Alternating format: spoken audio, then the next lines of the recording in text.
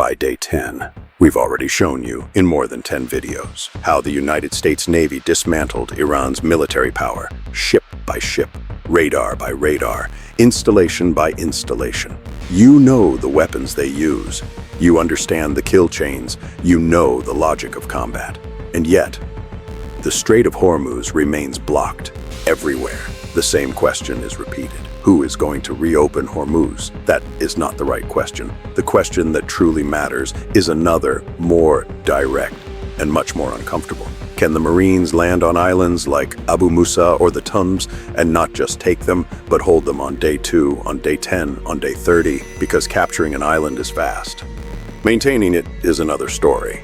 Maintaining it means a constant flow of ammunition, fuel, drinking water, food, and medical care every single day, without exception. Surrounded by mines, no ports, no roads, not a single logistics base within 300 nautical miles. So the real question is, how do you sustain a force there? You cannot supply everything by air at that pace. You cannot put conventional ships into a minefield, and you cannot improvise a logistics base on ground that was under fire just 24 hours ago. However, there are 2 ships sailing right now toward Hormuz from the Pacific. They don't appear in the headlines, they don't generate media noise, but they carry the key to the entire operation, Portland and Comstock.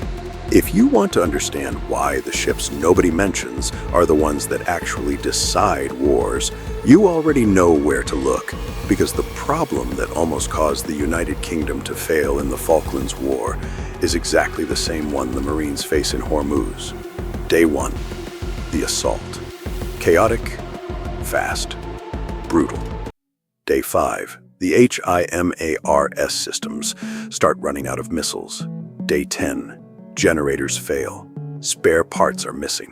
Vehicles need heavy maintenance. Day 15, it's no longer just combat. It's survival, water, hot food, and wounded soldiers who need real surgery. Not a medic with a kit, a surgeon with an operating room. Yes, the Boxer and the Tripoli have medical capacity, but they are saturated with offensive operations. Constant F-35 flights, insertions, strikes. There is no margin. When the operation stops being an assault and becomes a presence, you need something else. This isn't theory, it's history. In 1982, a missile attack destroyed the Atlantic conveyor. It wasn't a combat ship, it was floating logistics. With it, key heavy lift helicopters vanished, and with them, mobility. Ammunition consumption was 4 times higher than expected. 4.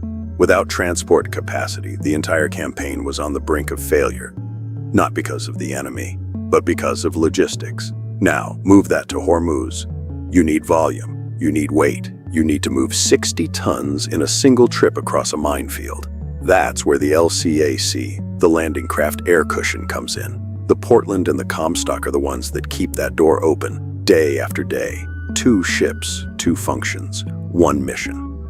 The USS Portland is a San Antonio-class LPD. She is the social and medical hub. She carries the sophisticated command and control suites to coordinate the chaos. She has the hospital beds and the surgical suites that aren't tied to the flight deck operations of an LHA. She sustains the people. The USS Comstock is a Whidbey Island-class LSD. She is a floating warehouse, a massive hollowed-out well deck designed for one thing, high-volume throughput. She carries the LCACs that hover over the mines, delivering the M1 Abrams tanks, the fuel bladders, and the tons of spare parts needed to keep the machinery of war from grinding to a halt. She sustains the machines. Without them, the operation burns out in a week. With them, it becomes a sustained presence, because in the end, wars are not won only with fire.